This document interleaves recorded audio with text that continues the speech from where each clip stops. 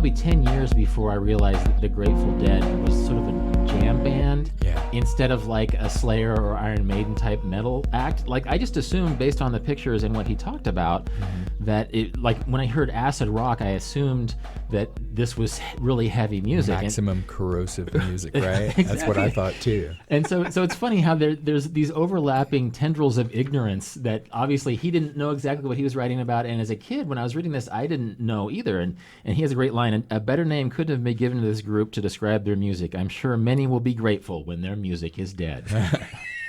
I love how in this grab bag of rock and roll offenses, when they get to the Aerosmith part, he's talking you could just about, write straight reportage on them would be damning enough. You could do straight reportage, but it's like the main focus of the group is Steven Tyler, their lead singer. His fantasies were fulfilled when with Cynthia Fox, Serinda Fox, whom he married after she became pregnant with his child.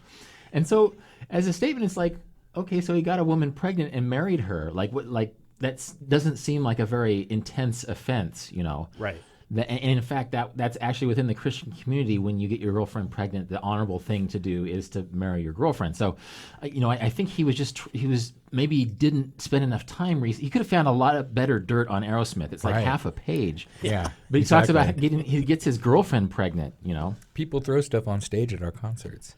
That's one of the things that it's just like the dangers of Aerosmith. People get carried away in the audience and throw things on stage. Right. Right. Well, they talked about the Bee Gees chapter talks about how, well, they didn't do cocaine, but they smoked weed sometimes, you know. Oh, my God.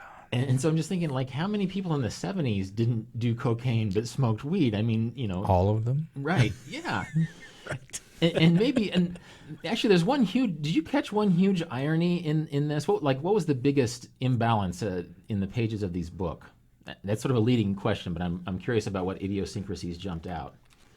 I don't know. The whole thing really just seemed laughable to me. Well, I'll just jump in right now, and you guys can riff on this if you want or point out other idiosyncrasies. But he's talking about how rock and roll is encouraging people to be violent and irreverent. And then he has this 3-page example from the Bible about how God orders the people of his followers to kill the Amalekites. Basically, right. Yes. He incites this part of the Bible. He's trying to make a point about loyalty, loyalty to God. But the actual biblical passage he pulls out isn't from the Gospels. It's Old Testament. It isn't from the wisdom of the Old Testament. It's from the prophets of the Old Testament, and it's about basically the people of Israel is, sort of deciding that God is telling them to kill everybody. Right. And there's a lot of weird genocidal stuff in some of the prophets of the Old Testament. And so he's trying to make this prim point, but he sort of counteracts all of this advice. Like what could be, throwing panties on the stage or smoking dope? This is about a time in history when God ordered one tribe to kill every last living creature in another tribe. And, I'm sure people who were not really given to critical thinking, that just washed right over them because it was out of the Bible. But in terms of pure content, you spent 50 pages of your book, splitting hairs over the minor offenses like transcendental meditation and ecology.